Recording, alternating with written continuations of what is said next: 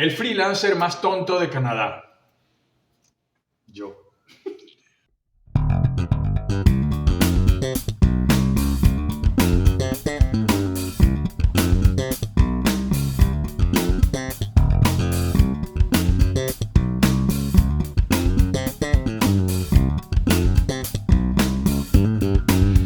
En este vídeo te voy a explicar por qué me sentí o me hicieron sentir o hice que me hiciera sentir el freelancer más tonto de Canadá. Hace unos meses tuve hace un par de meses encontré un artículo de un anuncio de la dueña de un café que buscaba a un especialista SEO para posicionar su café en lo que todo el mundo quiere normalmente y con razón.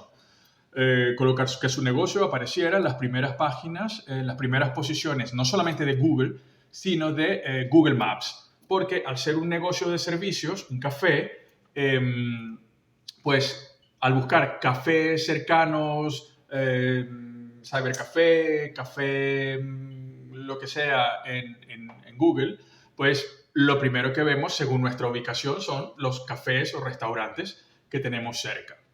Bien.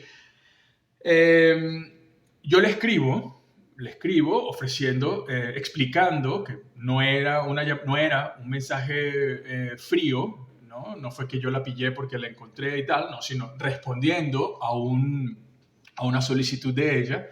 Y luego te explico por qué hago esta mención.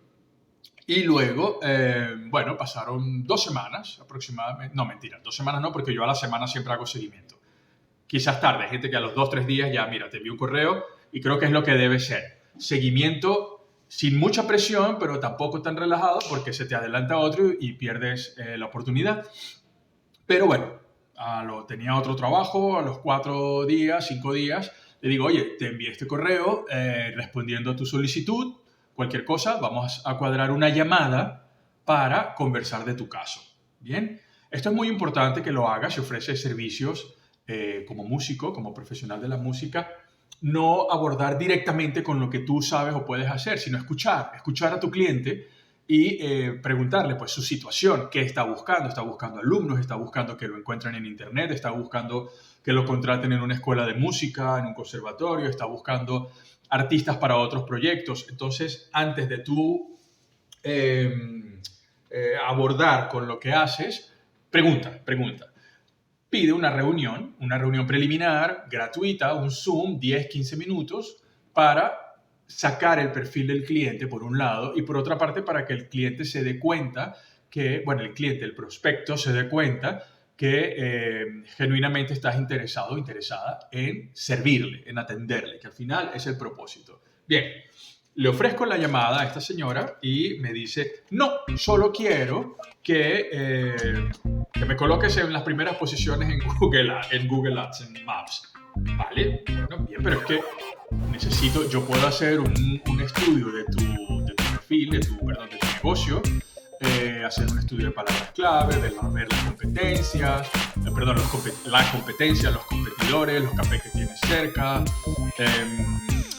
negocios, puntos de interés cerca de la zona, ver las reseñas, ver si ya tiene su ficha de Google My Business, en fin, sacar todo un cuadro, toda la información de su negocio y en líneas generales, pues, hacerle la oferta.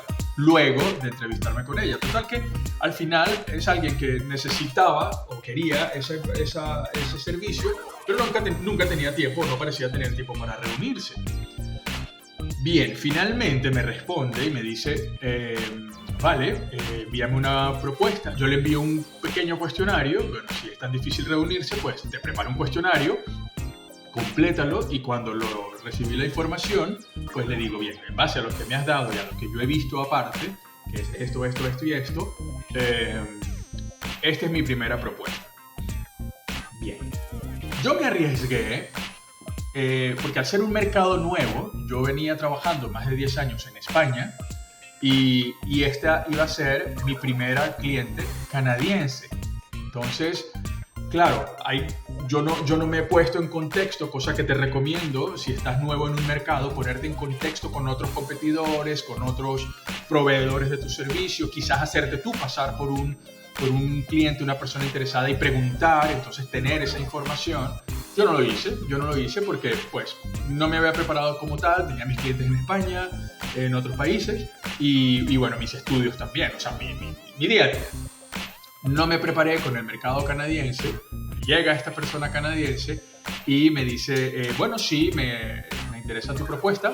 Yo le había cobrado, no por encima, muy por encima del mercado español, de lo que yo normalmente cobro por ese servicio, pero estaba en la media de las tarifas canadienses. Por lo cual, pues, creo que no fue difícil para esta persona decir, vale, este chico parece profesional, parece muy seria su presentación y aceptó la propuesta, ¿no? Aceptó la propuesta y yo le dije, perfecto, cuando me ingreses el 50%, o sea, la modalidad es 50% adelante, yo empiezo a trabajar y 50% para entregar el trabajo.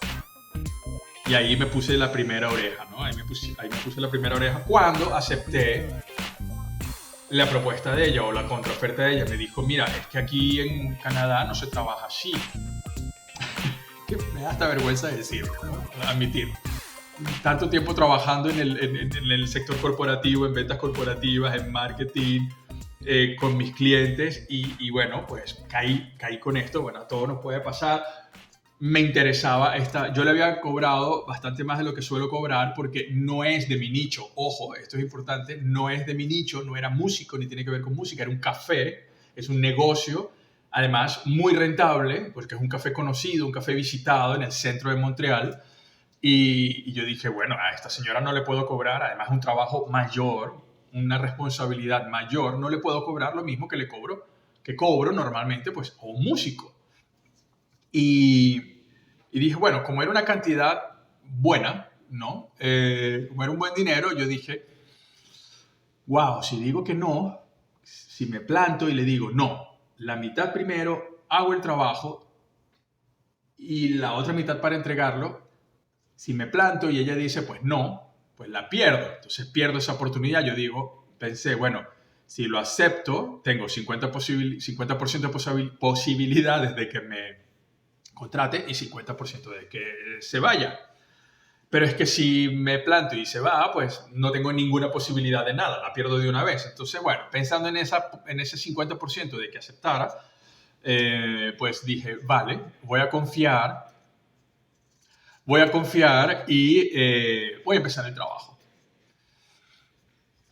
Hice todo el trabajo que debe hacerse, ¿no? Empezando por un buen keyword research, una buena investigación de las palabras claves relacionadas al negocio, con un reporte muy completo de todos los tipos de palabras clave, ¿no? Palabras claves, las más competidas, las menos relevantes, palabras claves derivadas, bueno, toda una búsqueda de palabras para los contenidos y para la publicidad y para el trabajo de SEO.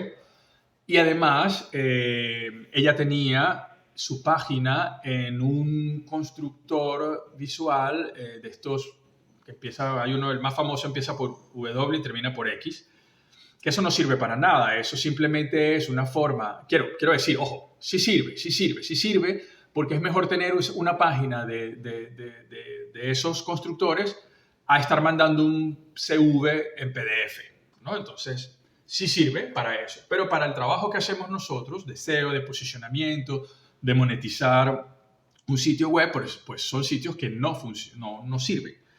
Y ella tenía una página de un café en un sitio como esos. Además, en una plantilla muy pobre, sin ninguna estructura SEO, sin ningún tratamiento, sin nada. Es decir, no iba a posicionar nunca. Yo logré convencerle de la importancia de tener un hosting de verdad,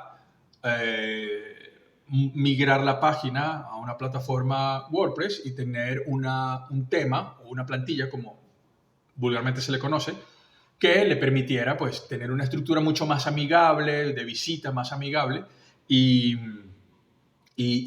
para poder hacer el SEO. ¿Bien? Punto importante. No esperes resultados positivos en las búsquedas, resultados de búsquedas positivos si tienes tu página en un proveedor gratuito y no la tienes optimizada con SEO. Olvídate. Entonces, volviendo al tema, le hago su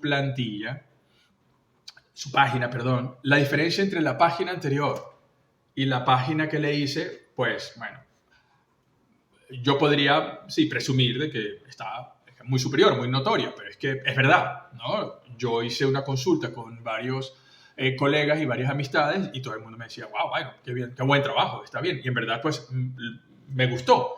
Me gustó mucho porque además tengo el principio de que cada página que hago debe ser mejor que la otra, aunque sea 5%. Pero tiene que tener algo mejor que la anterior, mejor que la anterior. No sé dónde voy a estar en 5 años, pero esa es la idea.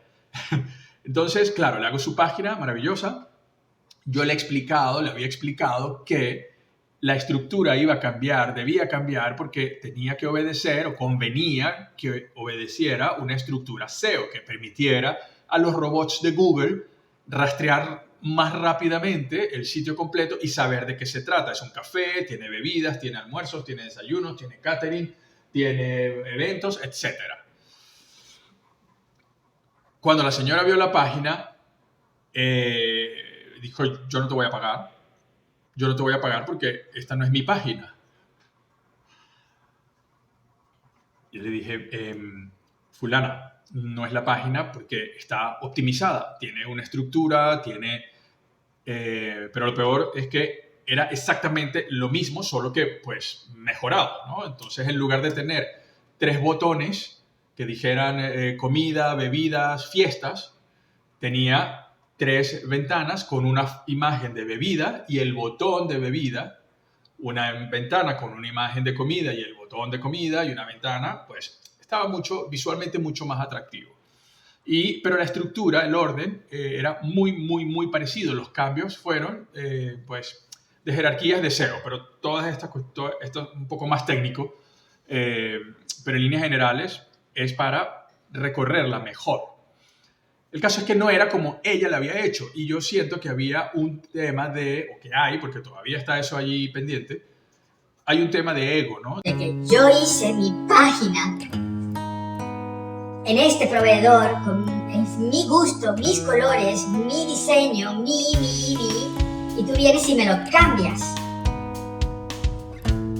Y claro, es difícil confrontar cuando hay emociones, ¿no? Pues yo entiendo que la gente se encariña con todo. La gente se puede encariñar con todo, incluso o especialmente con la página web, con su primera página web, porque la hicieron ellos, es su hija digital, así como yo tengo un especial cariño por mis primeros proyectos digitales, o los más relevantes por X o Y razón. El caso es que me dice, voy a tumbarla y voy a volver a pedir la anterior. Le dije, pero ¿por qué la vas a tumbar?